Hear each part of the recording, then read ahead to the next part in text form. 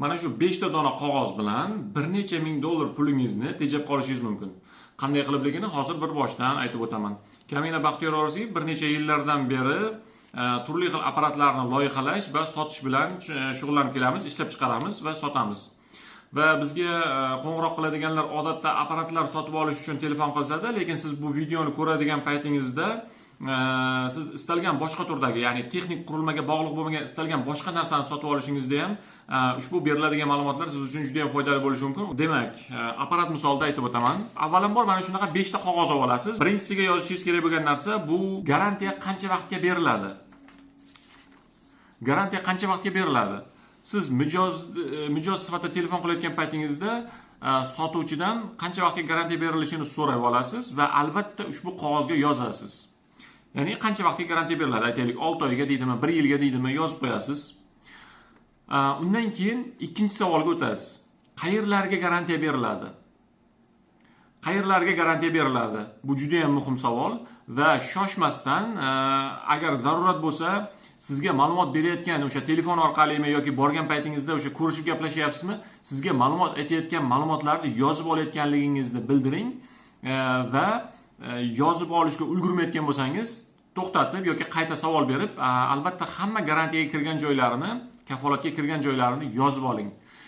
Xo'p, 3-savol, qayerlarga garantiya bermaysizlar degan savol. Bu ham juda ham muhim savol. Garantiya bermaydigan joylariga, garantiyaga kirmaydigan joylariga albatta birin-ketin, birinchi, ikkinchi, uchinchi qilib, albatta bu narsalarni ham yozib oling. Qayerlari kafolatga kirmaydi. Xo'p, 4-savol. Kafolat vaqtida servis bepulmi? Ya'ni apparatingiz buzilib qoladigan bo'lsa, o'zlaringiz bepul servis qilib berasizlarmi? Xo'p, servis qilib beradigan bo'lsangizlar, masalan, siz aytaylik Navoiy viloyatidan, Qashqadaryo viloyatidan qayerdadirsiz. Lekin ishlab chiqaruvchi masalan respublikaning turli hududlarida bo'lishi mumkin. Bunaqa vaziyatda nima bo'ladi? Yo'lkira kelib ketishlaringiz o'zlaringiz hisoblaringizdan bo'ladimi yoki firmalaringiz hisobidan bo'ladimi yoki biz kelib ketish yo'lkiralaringizni to'lab berishimiz kerakmi? Mana bu savol ham juda ham muhim savol. Xo'p, har bir berilayotgan javobni albatta yozib borasiz. Nima uchun 5 ta varoq dedim? Hozirgi garantiya vaqtida servis bepulmi degan savolingizni bu 4-savol bo'ladi va buni 4-qog'ozga yozib olasiz. Endi 5-siga yetib keldik. 5-si bu buzilib qolsa, ya'ni siz xarid qilgan apparat kafolat muddatining ichida buzilib qoladigan bo'lsa, u holda zapchastlar kimning hisobidan bo'ladi?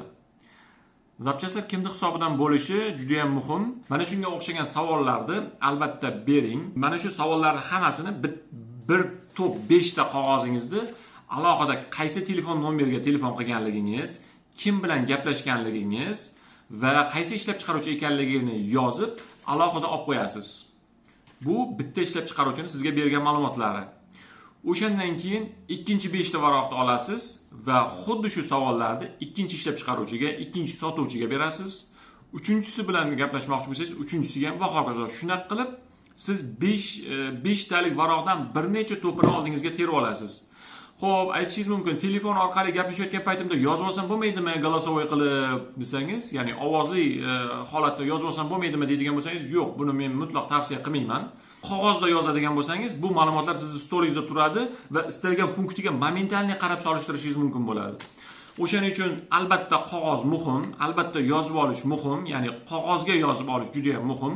Qo'llab-quvvatlayotganlarga hammaga kattakon rahmat. Men yana bir bor aytaman, halol raqobatni juda ham yaxshi ko'raman va qo'llab-quvvatlayman. Paka-paka.